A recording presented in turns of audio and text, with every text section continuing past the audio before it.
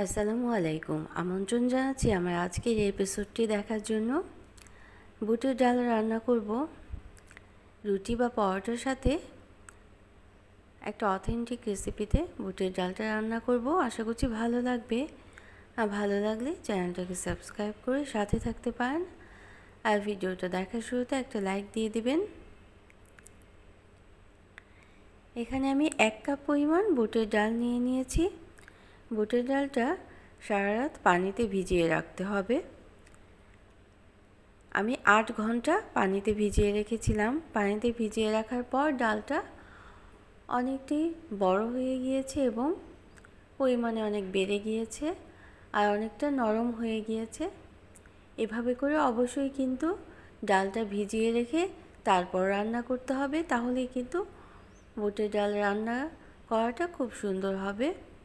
অনেকেই এটাকে ছোলার ডাল রান্না করে, তো আমি আজকে প্রেসার কুকারে 2টো সিটি দিয়ে সিদ্ধ করে নেব ডালটাকে। আপনারা চাইলে নর্মাল প্যানেও এটা সিদ্ধ করে নিতে পারেন, সেক্ষেত্রে পানির পরিমাণটা একটু বেশি দিতে হবে। আর প্রেসার কুকারে রান্না করলে একেবারে সমান সমান করে পানি দিতে হবে। আর আধা চা চামচ লবণ দিয়ে দিলাম, নেড়ে দিতে হবে। নেড়ে দেওয়ার পর আমি মাত্র একটা সিটি দিয়েই নামিয়ে নিয়েছিলাম এই বুটের ডাল সিদ্ধ করাটা।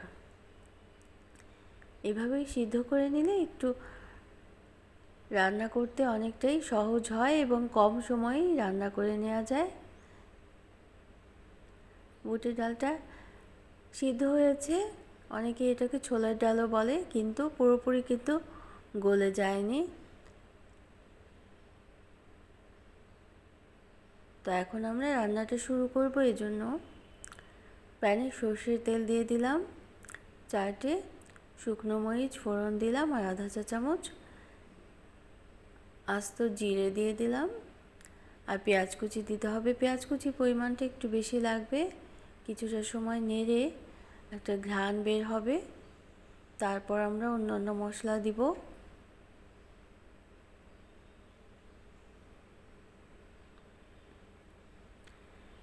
আমরা জানি বুটের ডালে একটু মশলার পরিমাণটা বেশিই লাগে। পরিমাণ মতো, তবে একটু বেশি মশলা দিয়ে যদি ছোলার ডালটা রান্না করা হয় তাহলেই কিন্তু খেতে অনেক বেশি সুস্বাদু হয়। 1 টেবিল চামচ পরিমাণ আদা আর রসুনের পেস্ট দিয়েছি, 1 চা চামচ শুকনো মরিচের গুঁড়ো এবং 1 চা চামচ হলুদের গুঁড়ো দিয়ে পানি দিয়ে মশলাটা খুব ভালোভাবে কষিয়ে নিতে হবে। 2টো তেজপাতা মাঝখান থেকে ছিঁড়ে দিয়ে দিয়েছি এবং ছোট 3 টুকরো দারচিনি দিলাম আর 2টো এলাচ মাথাটা ফাটিয়ে দিয়ে দেব। আর লং দিয়েছি 2-3টে। এখন একটু সময় নিয়ে মশলাটা কষিয়ে নিতে হবে। ধনে গুঁড়ো 1 চা চামচ। আমি দুবারে পানি দিয়ে মশলাটা কষিয়ে নিয়েছিলাম। তো আমার রেসিপিগুলি যদি ভালো লাগে একটা লাইক দিয়ে দিবেন, আর প্রয়োজনে কমেন্ট করতে পারেন রান্নাটা কেমন হলো জানানোর জন্য। আর অন্যরাও যাতে দেখতে পারে এজন্য ফ্রেন্ডস অ্যান্ড ফ্যামিলির সাথে শেয়ার করে নিতে পারেন। তো আমি সিদ্ধ করা ডালটা এখন দিয়ে দেব। ডালটার সাথে কিছুটা পানি আছে, এই পানিটা প্রথমে মশলার মধ্যে নেড়ে চেড়ে কষিয়ে নিতে হবে। এই কাজটা কিন্তু অবশ্যই করতে হবে, যেহেতু ডালটা সিদ্ধ করা আছে। মশলার মধ্যে এভাবে কষিয়ে নিলে এটা কিন্তু খেতে আরও বেশি সুস্বাদু হবে। আমি প্রায় 10 মিনিট সময় নিয়ে মশলার পানিটা, ডালের পানিটা অনেকটাই শুকিয়ে নিয়েছিলাম।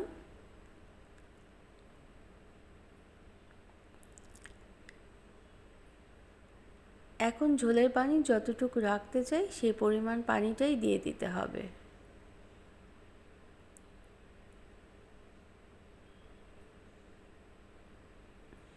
তো যারা প্রথম ভিজিট করছেন চ্যানেলটিকে, তারা চাইলে চ্যানেলটিকে সাবস্ক্রাইব করে বেল বাটন প্রেস করে অল অপশনটা সিলেক্ট করে রাখতে পারেন, তাহলে নোটিফিকেশন পেয়ে পরবর্তী রেসিপিগুলো দেখে নিতে পারবেন।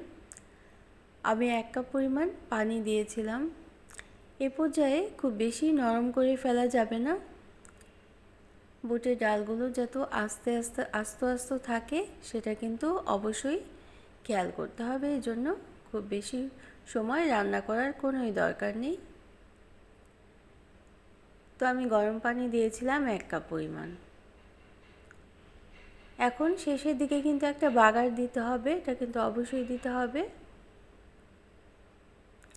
এবং মশলাও দিতে হবে, জিরা গুঁড়ো আর গরম মশলা গুঁড়ো। তো আমি বাগার দেওয়ার জন্য প্যানে 1 টেবিল চামচ পরিমাণ সরষের তেল দিয়ে দিলাম এবং চিকন করে রাখা পেঁয়াজ কুচি আর রসুন কুচি দিয়েছি। কিছু সময় নেড়ে এটা তেলের উপর আসলে হালকা লাল রং যখন চলে আসবে তখনই বুটের ডালের উপরে ছড়িয়ে দিতে হবে বাগারটা।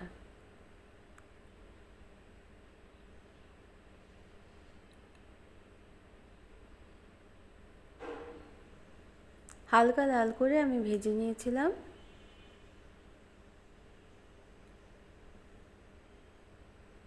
তো এরকম নিত্য নতুন অনেক রেসিপি পাওয়ার জন্য চ্যানেলটাকে সাবস্ক্রাইব করে সাথে থাকতে পারেন। যারা সাথে আছেন তাদের জন্য রইল অসংখ্য অসংখ্য ধন্যবাদ। আর ফেসবুক থেকে দেখলে পেজটাকে ফলো করে রাখতে পারেন।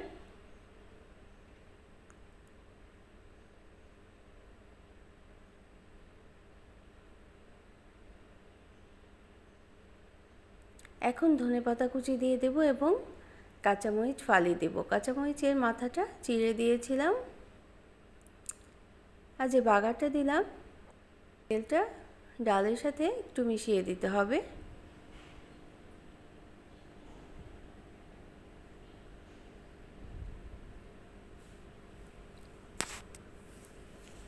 তো আমি 1 চা চামচ জিরে গুঁড়ো দিয়ে দিলাম এবং 1 চা চামচ গরম মশলা গুঁড়ো দিয়ে তো আমি পরিবেশন করে নিলাম আর ধনেপাতা কুচিও দিয়ে দিয়েছি। তো সবাই অনেক বেশি ভালো থাকবেন। Thanks for watching. Allah Hafiz.